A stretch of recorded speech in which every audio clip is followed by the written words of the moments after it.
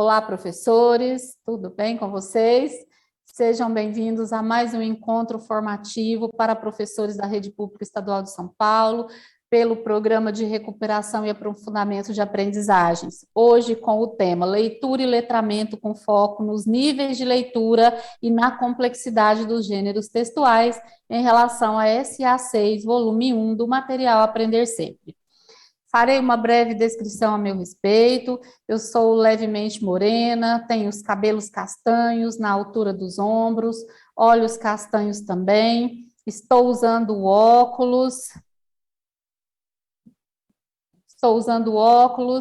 e usando uma blusa verde, brincos verdes. Atrás de mim há uma parede com tijolinhos à vista, levemente envernizados. Sou a professora Vanuse Batista Pires Ribeiro, formada em língua portuguesa, com graduação em licenciatura em português e francês. Sou pós-graduada em gestão e avaliação pública, sou professora das redes estadual e municipal, formadora, trabalho com produção de material, mas, acima de tudo, compartilho experiências com vocês com o trabalho em sala de aula.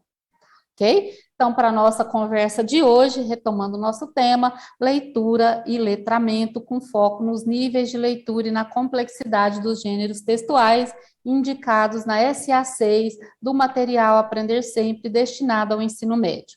A partir deste momento, compartilharei com vocês os slides a serem utilizados que direcionarão, organizarão aqui os nossos momentos organizados para esta pauta. Então, vamos lá, que o nosso encontro seja produtivo, esperamos contribuir com vocês em relação às práticas pedagógicas na sala de aula, para que o material Aprender Sempre seja realmente efetivo e contribua para ampliar as oportunidades de aprendizagem dos estudantes da Rede Pública Estadual de São Paulo, certo? Obrigada pela participação de todos, vamos lá então.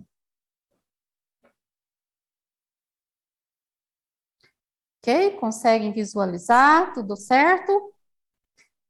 Então, está aí o nosso tema, esse material fica disponível para vocês, não é? Vocês terão oportunidade de olhá-lo e lê-lo com mais tranquilidade, certo? Então, vamos dar sequência à nossa pauta de hoje. Ok. Aqui nós disponibilizamos para vocês o acesso, todo o material Aprender Sempre pode ser encontrado, então, por meio desses links que ficam aí disponíveis para vocês, tanto o material do ensino médio quanto do fundamental, certo? No site da EFAP. Estou com um probleminha aqui, vamos lá, deu certo. Começamos apresentando para vocês os nossos objetivos de hoje. Nossa pauta está dividida, está organizada em 3 momentos, cujos objetivos, então, se direcionam a cada um deles, certo? Para o primeiro momento, professores, o nosso objetivo é apresentar gêneros textuais predominantes na sequência de atividade 6 das 3 séries do ensino médio, bem como elementos integrantes e inerentes às práticas sociais que circundam esses gêneros textuais. Para o segundo momento, nosso objetivo é discutir com vocês aspectos relativos às práticas de leitura a partir dos níveis de complexidade dos gêneros textuais apresentados e das evidências que podem ser coletadas em relação à proficiência leitora dos nossos estudantes. Para o terceiro momento, o nosso objetivo é propor experiências de aprendizagem por meio dos gêneros textuais indicados na sequência de atividade 6 do ensino médio, de modo que vocês possam estabelecer discussões para o desdobramento do planejamento que é realizado durante a TPC da escola, certo? Seguindo, então, para a nossa conversa de hoje, abrimos o primeiro momento. Nosso primeiro momento, então, conforme os objetivos apresentados, está centrado na perspectiva da reflexão em relação aos gêneros textuais predominantes na sequência de atividade 6 do ensino médio, bem como elementos integrantes inerentes às práticas sociais que circundam esses gêneros textuais. Esse é o nosso foco do primeiro momento. Nós consideramos, professores, extremamente importante começarmos a nossa conversa com vocês apresentando e dialogando um pouquinho, falando um pouquinho das habilidades essenciais que são propostas em cada uma das sequências de atividades do ensino médio. Não nos ateremos à leitura completa dessas habilidades, mas depois é importante que vocês as leiam com toda a cautela e cuidado.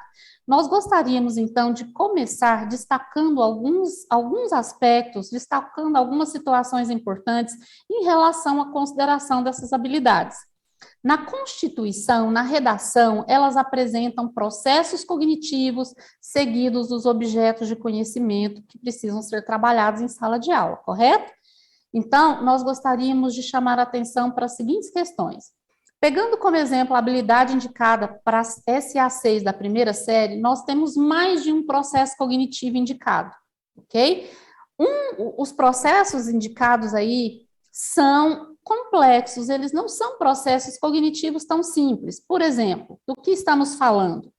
Para que o estudante consiga aplicar, desenvolver um processo cognitivo no campo do analisar, é preciso que ele perpasse por outros processos menos complexos que são anteriores ao da análise.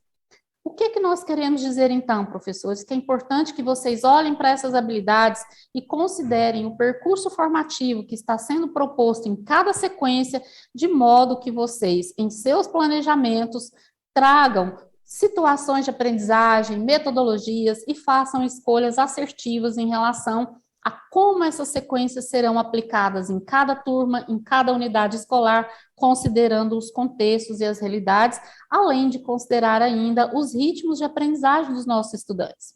Nós estamos falando de um momento em que não se pode desconsiderar as necessidades de aprendizagem que os nossos estudantes estão trazendo, tendo em vista o contexto vivido nos anos anteriores.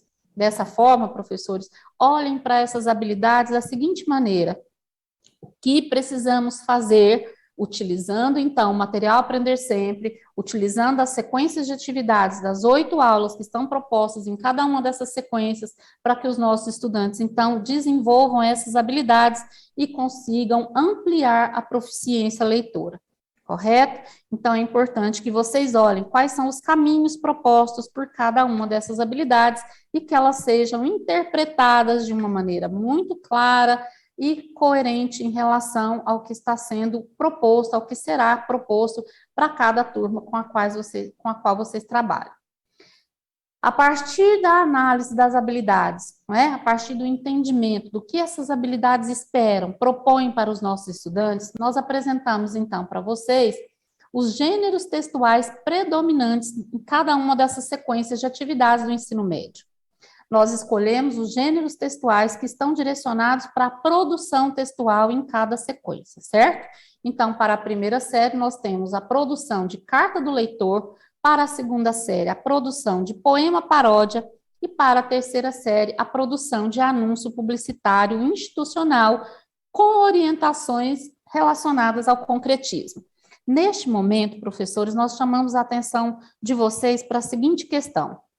Nós apresentamos, então, um panorama geral em relação aos gêneros textuais sob a perspectiva da leitura e da escrita. O currículo paulista, assim como o material Aprender Sempre, primam por essa perspectiva, por esse olhar em relação ao ensino de língua portuguesa, certo? O qual, então, deve ser feito, deve ser realizado por meio dos diferentes gêneros textuais com os quais os nossos estudantes lidam e que certamente contribuirão para que eles sejam leitores proficientes. Então, no material Aprender Sempre, nós temos essa organização nas sequências de atividade 6.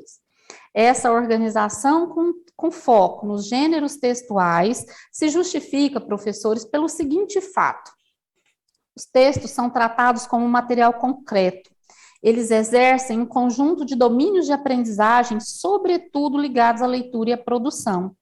E aí nós trazemos para vocês um trechinho da Rojo, né, na verdade, Cordeiro e Rojo, e dizendo o seguinte: para essas autoras, quando se trabalha com gêneros textuais na escola, não é, considerando aí também a perspectiva de Chinelo e Dawes, o texto é base para as práticas de aprendizagem não só em língua portuguesa, né? Não deveria ser só em língua portuguesa, né? Daqui a pouco comentaremos mais sobre isso. Nesse sentido, nós esperamos fornecer para vocês, contribuir para vocês com sugestões de instrumentos, de possibilidades para a aplicação dessas sequências de aprendizagem, de modo que elas gerem, então, oportunidades de aprendizagem significativas para os nossos estudantes, considerando, então, essa perspectiva de que a leitura no contexto do ensino de língua portuguesa fortalece as práticas sociodiscursivas que nós levamos para a sala de aula por meio dos gêneros textuais diversos com os quais trabalhamos, certo? Então, aqui nesse outro quadro que traz uma outra visão de panorama desses gêneros textuais, eles estão encaixados aí, organizados, ou na modalidade escrita, ou na modalidade oral, ou nas duas, e ainda, no caso da terceira série do ensino médio, o gênero campanha publicitária institucional, que alcança aí o campo dos textos, dos gêneros textuais multissemióticos ou multimodais. Aqui neste ponto, professores, nós gostaríamos de chamar a atenção e destacar o seguinte aspecto, a seguinte questão. Durante o planejamento, durante a leitura dessas sequências de atividades, para que vocês consolidem um planejamento que direcionará a aplicação delas em sala de aula, é importante que vocês considerem todo o percurso formativo proposto nessa sequência até o momento em que se produzirão esses textos. Na primeira série, a carta de leitor, na segunda série, o poema paródia, e na terceira série, a campanha publicitária institucional. Correto? Então, cada sequência de atividade propõe um percurso formativo para os estudantes. O que é preciso considerar?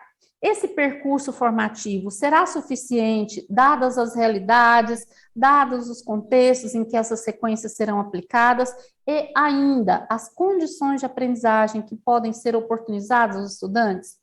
É preciso que elas sejam incrementadas? É preciso que vocês tragam algo mais? É preciso que esses gêneros textuais sejam complementados com outros ou com outras atividades além das que estão propostas nas sequências? Então, é nesse sentido que nós trazemos essa outra parte para vocês, esse outro quadro. Partindo desse quadro, nós apresentamos aqui uma organização de elementos constitutivos dos gêneros textuais. Nós sabemos que uma leitura proficiente, não é, a leitura adequada de qualquer gênero textual, independente de qual seja, implica posicionamentos, tanto do leitor quanto do autor, quando ele produz, quando ele considera aí todos os elementos, tanto estruturais, quanto textuais, discursivos, de cada um dos gêneros textuais. Então, aqui nesse quadro, olha, nós chamamos atenção para quê? Os gêneros textuais estão distribuídos, eles estão classificados de acordo com campos de atuação. Cada gênero textual com o qual nós trabalhamos na sala de aula faz parte de um campo de atuação. Para o ensino médio, nós temos 5, né? Nós temos o campo de atuação da vida pública, o campo da investigação e pesquisa, o campo artístico-literário, o campo das práticas da vivência pessoal, da vida pessoal, né? O campo jornalístico-midiático. Então, é importante considerar o trabalho com gêneros textuais a partir, então, dos campos de atuação, ou seja, das situações sociodiscursivas que envolvem todos esses gêneros textuais.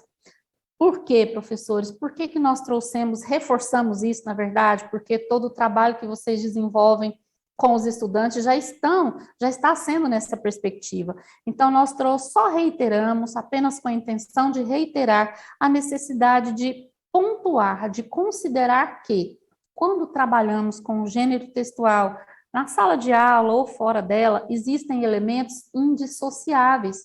Então, a estrutura composicional do gênero, ela não fica fora do conteúdo temático, da valoração que envolve esse gênero, assim como dos recursos linguísticos e do estilo, não é, que se encaixa em relação a esses gêneros. Então, não é possível dissociar esses elementos. É preciso que o nosso estudante seja um leitor completo, que ele consiga reconhecer a estrutura composicional, que ele consiga extrair dos textos, né, os temas, que eles se envolvam aí, ou seja, que eles adequem, que eles agreguem valor a esse texto, não é, de modo que ele consiga extrair sentido, considerando, então, os recursos linguísticos próprios, específicos de cada gênero. Certo? Dessa forma, professores, considerando essa organização constitutiva e todos esses elementos que são indissociáveis na perspectiva do trabalho com gêneros textuais, nós conseguiremos alcançar leitores ativos e interativos, leitores que vão, com certeza, se posicionar criticamente diante dos gêneros textuais com os quais eles terão a oportunidade de trabalhar, de vivenciar e aprender um pouco mais. Então, a exemplo do que estamos dizendo, nós trouxemos para vocês um post. É um gênero textual que está lá na sequência de atividades das 6, da terceira série do ensino médio, para mostrar para vocês, então, que esses elementos, eles não se dissociam, independente do gênero textual. Então, todo gênero, independente se ele faz parte do campo da escrita, do campo da oralidade, do campo da multimodalidade, esse gênero textual, ele apresenta um enunciado, ou seja, uma perspectiva enunciativa, uma perspectiva comunicativa. Ele apresenta uma forma composicional. No caso do post, nós temos um texto com frases curtas, chamativas, que envolve linguagem verbal e não verbal. Todo gênero traz um tema que é composto de um conteúdo mais apreciação de valor. Esse tema, no caso do post, ele é voltado para a geração de engajamento acerca de um problema social relacionado, então, aos cuidados com o descarte do lixo. E todo texto, todo gênero textual apresenta um estilo que está relacionado à organização, no caso do post, de frases curtas, linguagem concisa, objetiva, de acordo com a norma padrão da língua portuguesa, certo? Então, esses elementos aqui reforçam a ideia de que existem elementos constitutivos que vão envolver o trabalho com os gêneros textuais indissociáveis e que precisam ser mostrados, tratados com o estudante de forma que ele reconheça esses elementos a cada gênero lido, a cada gênero trabalhado, certo? Dessa forma, nós encerramos o primeiro momento da nossa conversa de hoje, vamos para o segundo momento, cujo foco está centrado nos aspectos relativos às práticas de leitura a partir dos níveis de complexidade dos gêneros textuais apresentados e da importância das evidências para que consigamos ampliar a proficiência leitora dos nossos estudantes, certo? Então, neste segundo momento, começamos com uma reflexão. Se vocês quiserem agora pausar o vídeo um pouco, não é? Se estiver com alguém do lado, se tiver a oportunidade de conversar com um colega, troquem ideias em relação ao seguinte questionamento. Por que considerar o nível de complexidade dos gêneros textuais trabalhados é importante para ampliar e potencializar a proficiência leitora dos nossos estudantes? É importante que vocês reflitam e que vocês levem esse questionamento para o coletivo da unidade escolar, de modo que vocês tenham também a oportunidade de extrair sentidos, tanto das nossas conversas, quanto do material com os quais vocês trabalharão. Bom, como nós não temos a interação aqui, certo? Nós não conseguimos ouvir vocês, nós trouxemos aqui uma perspectiva de resposta para a pergunta que fizemos, não é? E essa perspectiva de resposta, ela parte de um outro questionamento, que é: o que é ler na escola? E nossa resposta está pautada em teorias da Rojo, né? da Roxane Rojo. Quando fazemos essa pergunta aos nossos estudantes, muito provavelmente diriam que a leitura ocorre quando se lê em voz alta, quando se lê sozinho, em jogral, para avaliação de fluência entendida como compreensão, para depois responder a algumas atividades, tais como localizar informações implícitas ou explícitas no texto, copiar informações do texto e, em seguida, ser avaliada em sua compreensão. Mas a Rojo chama a nossa atenção para outros aspectos.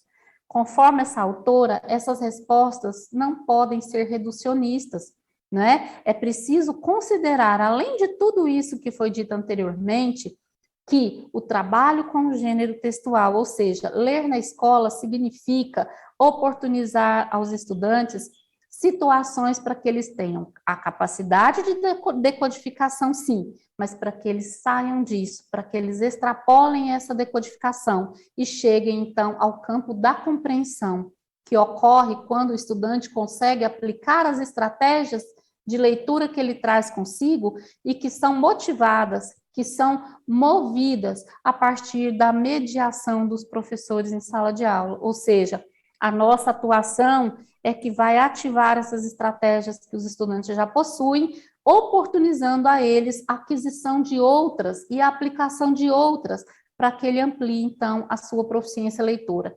Não é? Nós chegamos ainda à capacidade de apreciação e réplica por parte do leitor em relação ao texto lido. E isso requer interpretação e interação. E é isso que nós estudaremos, então, ao longo da nossa pauta, certo, professores? Então, vamos lá. Aqui, professores, nós gostaríamos muito de ter um pouco mais de tempo para discutir com vocês essa perspectiva histórica, essa linha histórica que está ligada às teorias de leitura e letramento. Mas nós destacamos 3 momentos essenciais. Nós destacamos um momento que é centrado lá em meados do século XX, cuja perspectiva em relação à leitura se pautava na decodificação de grafemas em fonemas para garantir os sentidos do texto. Com o passar do tempo, com estudos e pesquisas sendo desenvolvidas, destacamos um outro momento que está ligado à perspectiva de leitura como a transposição de código, de um código escrito a outro, não é que seria o código oral, mas como um ato de cognição, de compreensão, que envolve conhecimento de mundo, conhecimento de práticas sociais e conhecimentos linguísticos que vão muito além dos fonemas. Avançamos nos estudos, avançamos nas pesquisas e chegamos a um terceiro momento que condiz com a nossa perspectiva atual. O ato de ler se ancora na interatividade entre leitor e autor, o qual deixa pistas de suas intencionalidades, mas para que o leitor construa sentidos, ele depende de conhecimentos relativos a essas práticas sociais e regras sociais que envolvem, então, o contexto de produção e o contexto de circulação de todos os gêneros textuais com os quais lidamos, certo? Esse material ficará à disposição de vocês para que vocês leiam isso com um pouco mais de calma e tenham a oportunidade, então, de refletir um pouco mais, certo? Mas para que vocês percebam que essa perspectiva de leitura com a qual lidamos hoje e que está sendo indicada, proposta para vocês aqui neste momento, ela não foi assim sempre, né? Então, como nós avançamos, que bom que nós avançamos. Chegamos, então, a uma teoria de leitura e letramento que condiz com a nossa perspectiva atual e com as nossas práticas de leitura indicadas no currículo paulista e em outros materiais oferecidos pela SEDUC de São Paulo. Essas teorias nos dizem, professores, que no ato de ler, o leitor fica frente a frente com um discurso, que é o texto, e esses discursos, eles são variados, né? Eles são diversos de acordo com as intencionalidades comunicativas, de acordo com os contextos de produção e de circulação desses textos, ou seja, quem escreve, para quem escreve, por que escreve, quando escreve, todos esses elementos circulam, então, a ação de leitura, o ato de ler, seja na sala de aula ou fora dela. Esse discurso se conecta, né, esse discurso texto, ele se conecta a outros discursos que estão fora do texto. E essa conexão, então, possibilita a construção de infinitas réplicas, ou seja, de construção de sentidos, de replicação desses textos em novos discursos e novos textos. E é nesse aspecto discursivo enunciativo que existem, que estão centradas as possibilidades, então, de os nossos estudantes extraírem sentidos dos textos que nós oferecemos, que nós colocamos à disposição deles. E sempre há uma finalidade na leitura, né? A leitura nunca pode ser oferecida sem propósito, sem objetivo, assim como a produção do texto, né? E ela precisa partir, então, dessa esfera social comunicativa para que o estudante consiga exercitar essa capacidade discursiva, considerando, então, aspectos linguísticos e textuais de cada gênero textual. Chegamos, então, professores, a alguns exemplos que podem evidenciar para nós como é que se dá essa capacidade de leitura. Não é? Nós estamos falando de uma capacidade de leitura ancorada em várias práticas leitoras. Não temos tempo aqui de também ler todas essas capacidades de leitura que trouxemos para vocês, não é? Mas elas estão organizadas aqui da seguinte maneira. A primeira capacidade de leitura, né, que deve fazer parte das nossas práticas em sala de aula, é sim a capacidade de decodificação. O processo de leitura começa por aí, mas ele precisa ser extrapolado.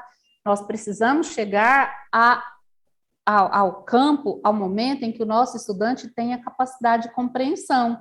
Isso significa dizer que os nossos estudantes precisam ser capazes de empregar as diferentes estratégias que eles trazem consigo e que são ativadas pelo nosso trabalho, pela nossa mediação, para que eles avancem e consigam chegar, então, a uma outra capacidade de leitura, que é a capacidade de apreciação e réplica do leitor em relação ao texto, ou seja, quando o leitor realmente vai interpretar e vai interagir com os textos com os quais ele está lidando, certo? Então, esperamos que vocês leiam esse detalhamento em outros momentos e que tenham a oportunidade também de refletir um pouco mais sobre essas capacidades de leitura, considerando estratégias diversas, inclusive Isabel Solé é uma excelente referência, não é? Em relação aí às atividades de leitura que ancoram essas capacidades das quais falamos, né? Então, por exemplo,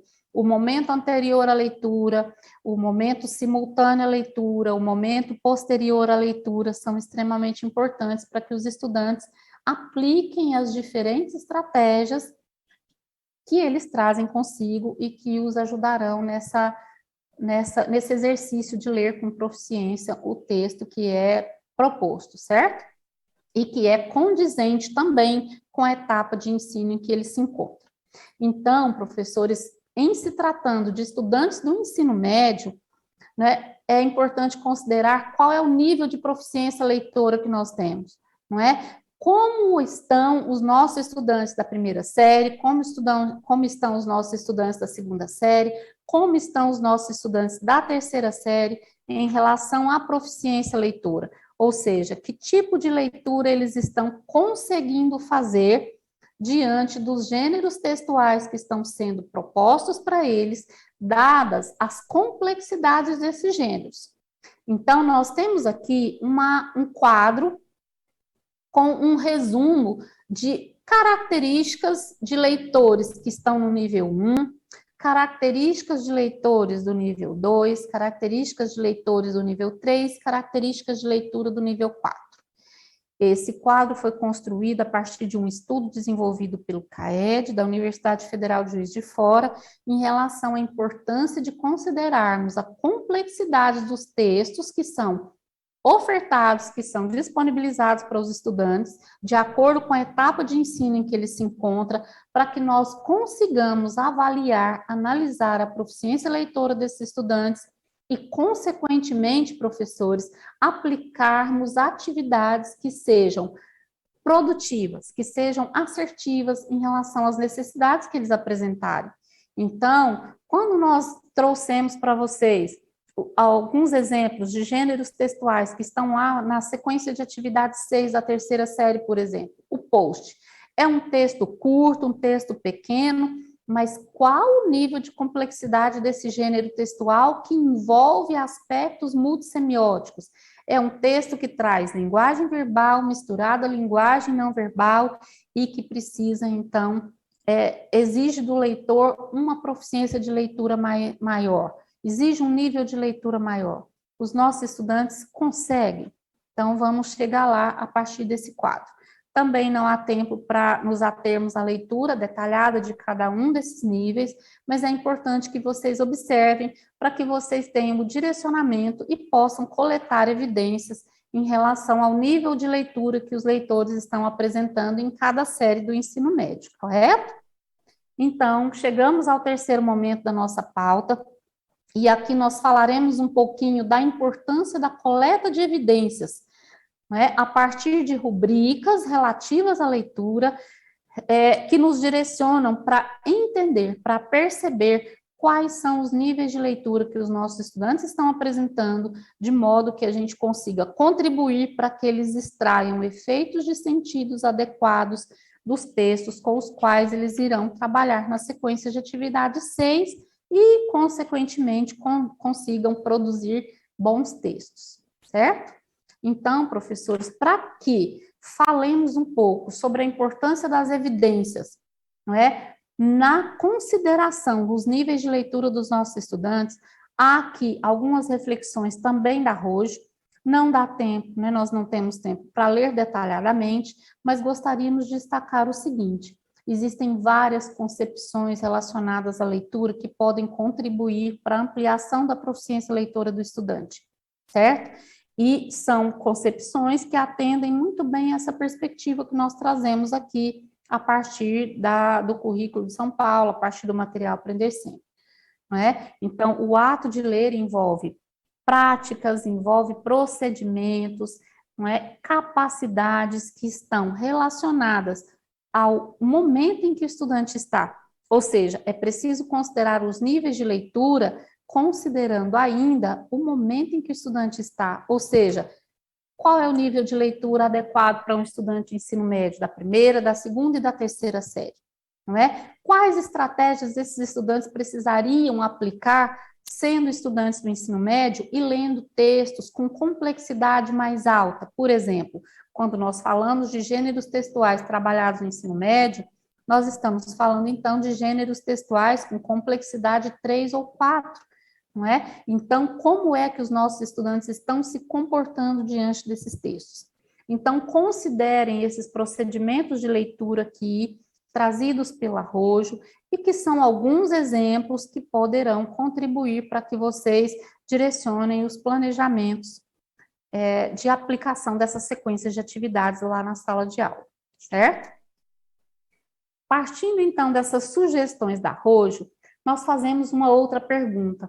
O que são práticas baseadas em evidências? Como é que as evidências nos ajudam a fazer escolhas mais assertivas em relação aos nossos planejamentos? De que maneira essas práticas podem nos auxiliar na melhoria da aprendizagem dos estudantes? Afinal, é para isso que trabalhamos, certo? Então, nós trouxemos para vocês aqui alguns exemplos de rubricas que podem ser utilizadas para a construção de outras rubricas e que estão relacionadas, então, à coleta de evidências em relação à proficiência leitora dos estudantes.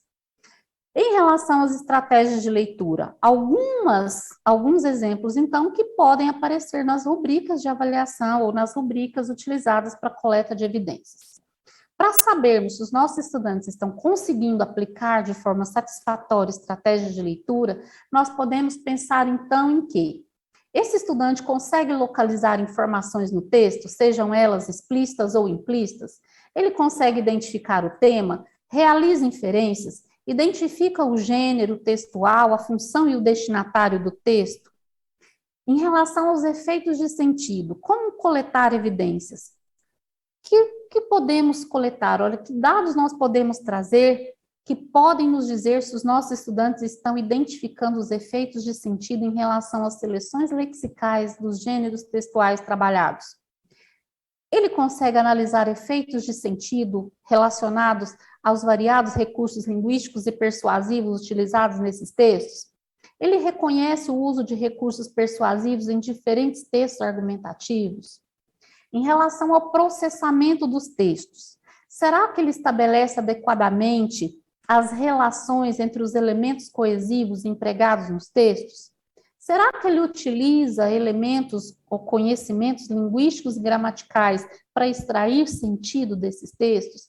Ele consegue fazer uso da progressão temática nas produções textuais de forma consciente? Ele consegue estabelecer, desenvolver um planejamento adequado antes de realizar a produção textual? Ele consegue revisar e reescrever os textos de própria autoria? Então, professores, esses são apenas exemplos de rubricas que podem ser construídas por vocês e aplicadas em sala de aula para coleta de evidências. Aqui, então, olha, do que estamos falando? Quando nós trouxemos para vocês o tema complexidade de gêneros relacionado, então, ao nível de leitura, só para vocês terem uma ideia do que estamos falando. Ao ler o post, olha, qual o nível de complexidade que esse gênero textual apresenta? Voltando lá na habilidade da SA6 do ensino médio, da terceira série. Ela não é uma habilidade tão simples, ela já requer um processo cognitivo mais complexo que está no campo da análise. Para ler um texto como post, que parece pequeno e simples, requer que os estudantes sejam capazes de analisar o gênero textual a partir dos recursos multissemióticos, ou seja, é preciso que eles considerem aí recursos linguísticos próprios da linguagem verbal e da linguagem não verbal. Como é que nós podemos coletar evidências, então, em relação à leitura que o estudante da terceira série conseguirá fazer desse gênero textual que está lá na SA6 da terceira série? Ele consegue perceber esses elementos? Se não, o que podemos fazer para que o estudante chegue a isso? Para que ele tenha um nível de leitura adequado ao nível de complexidade que esse gênero textual apresenta. E aqui, então, nós temos exemplos de rubricas. Né? Nesse caso, nós temos um exemplo de rubrica específica para o post, mas que pode ser adaptada por vocês aí em relação a qualquer gênero textual. Né? Então, é preciso observar se o estudante relaciona texto verbal e não verbal com recursos imagéticos e outros recursos gráficos, se ele identifica isso plenamente, se ele identifica isso apenas e não plenamente, ou se ele atinge isso parcialmente, ou se ele não atinge, não é? As nossas posturas, as nossas escolhas em relação aos nossos planejamentos precisam atender a essas diferentes situações. Então, se nós percebermos que os nossos estudantes não conseguem desenvolver uma leitura proficiente de um gênero textual, como o post, por exemplo, que intervenções pedagógicas faremos, não é? Quais serão as nossas atitudes e quais serão as nossas propostas para que o estudante, então, avance no seu processo formativo, certo? Então, é nesse sentido que nós discutimos com vocês a complexidade dos gêneros em relação aos níveis de leitura exigidos para um estudante de ensino médio. E para finalizar, então, a nossa pauta de hoje, as nossas orientações para o desdobramento dessa pauta na ATPC. Vocês terão ainda a formação de ano série, que detalhará um pouco mais para vocês esses aspectos que foram trazidos aqui nessa pauta de etapa. Então, nós sugerimos que vocês assistam aos vídeos e que levem para essas ATPCs as reflexões que vocês conseguirem fazer a partir do que nós estamos propondo para vocês nessa pauta.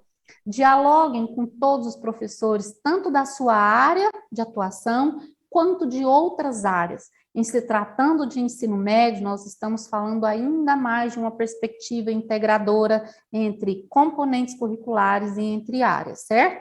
Então, é importante que vocês levem esses aspectos que estão sendo pontuados em relação à sequência de atividade 6 de língua portuguesa para que outros professores de outros componentes participem com vocês, atuem junto com vocês nessa proposta de ampliar a proficiência leitora dos estudantes do ensino médio, certo? Considerem dados do PISA, por exemplo, considerem dados das avaliações externas que vocês têm aí na rede estadual de São Paulo, além de evidências que vocês podem coletar de forma mais direta na lida diária com os estudantes na sala de aula, certo? Então, partindo dessa primeira etapa, vocês irão para a segunda, não é? Que é o momento, então, de discutir o que tem materializado nessa sequência de atividade 6 e as possibilidades que vocês terão para aplicá-la.